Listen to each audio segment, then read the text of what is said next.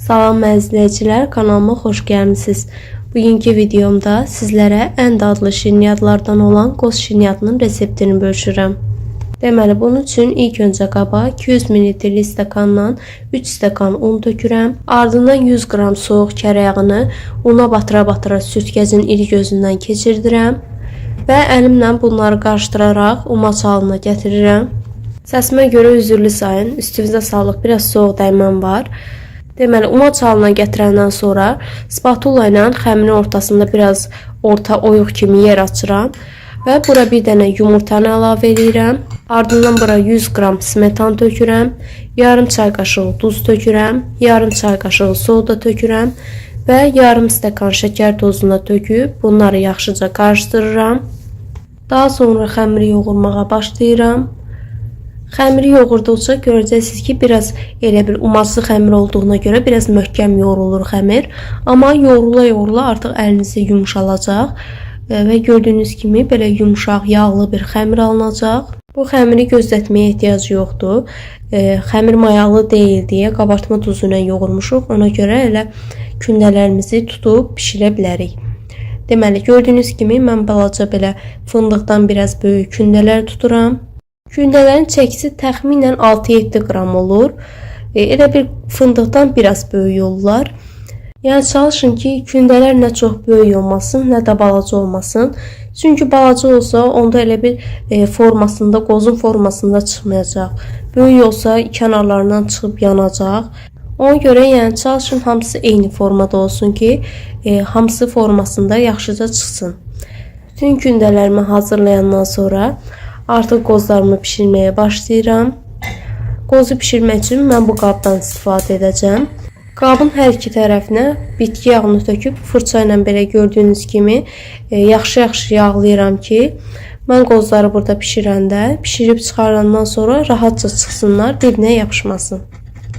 Yəni bunu sizə ona görə deyirəm, mütləq yaxşı-yaxşı yağlayın ki, çünki olub özümdə də az yağlamışam və yaxud da heç yağlamamışam. Amma sonradan pişəndən sonra qozları çox əziyyətlə çıxarmışam qabdan.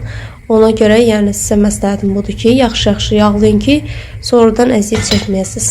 Deməli, kündələrin hamısını qaba düzəndən sonra qabın üst hissəsini qoyub, tutan yerlərindən elə biraz sıxıram ki, xəmir elə bir qozun formasını götürsün.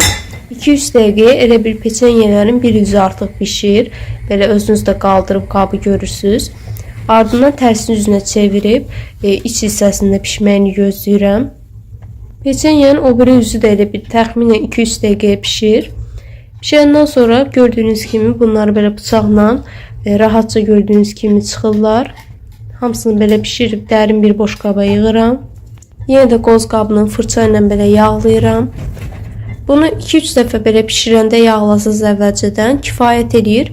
Sonradan yəni yağlamağa ehtiyacı yoxdur. Artıq görəcəksiniz ki, qoz özü yəni qabından peçenyelər rahatca çıxır. Yəni özü yağlı olur qab, ehtiyac olmur artıq. Hamısını deməli eynən bu qaydada pişirirəm. Bir də onu da qeyd edeyim ki, qoz qabı olmayan xanımlar varsa əgər, onlar elə bir ki, xəmiri biraz əlimizlə belə qoz formasında açıb üstünə belə naxış kimi vurub, elə də yəni sobanın üstünə qoyub pişirmək olar. Yəni vacib deyil qoz formasında olsun imelini, o da elə qoza oxşuyur, çox gözəl görüntüsü olur onun da. Deməli, qoz peçenyelərinin hamısını pişirib çıxardandan sonra artıq başlayıram bu şirniyyatların elə bir kənarlarını kəsib forma verməyə. Ayrıca bir qab götürmüşəm yanıma və peçenyenin kənarlarını belə əlimlə bölüb bu qaba yığıram. Çalışın hamısının kənarlarını səliqə ilə eyni qaydada bölün.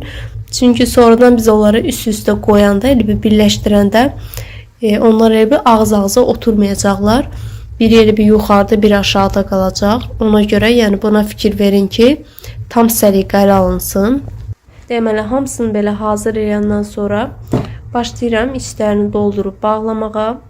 Mən burada elə bir banka pişmiş qatlaşdırılmış süddən 1-2 xörək qaşığı artıq istifadə elədim. Və belə yarım çay qaşığı kimi qatlaşdırılmış süddən bura qoyub digər hissəsini də içini doldururam. Bir də onu da qeyd edeyim ki, siz bu pişmiş qatlaşdırılmış südə Elə bir xırda doğranmış qoz qata bilərsiniz. Yəni onda çox dadı gözəl olur. Və yaxud da hazırladığımız peçenyenin kənarlarından da ovuntu halına gətirib ondan da qatmaq olar. Xırda doğranmış fındıq da qata bilərsiniz və yaxud da yel badam da ola bilər. Yəni bu artıq siz zövqünüzə qalıb. Sizdən bir xahişim var. Əgər videonu bura qədər izləyib bəyənirsinizsə, aşağıda gördüyünüz bəyənmə butonuna basaraq mənə və kanalıma böyük dəstək olmuş olarsınız. Demək, şirniyyatların hamısını bu qaydada hazırlayırıq.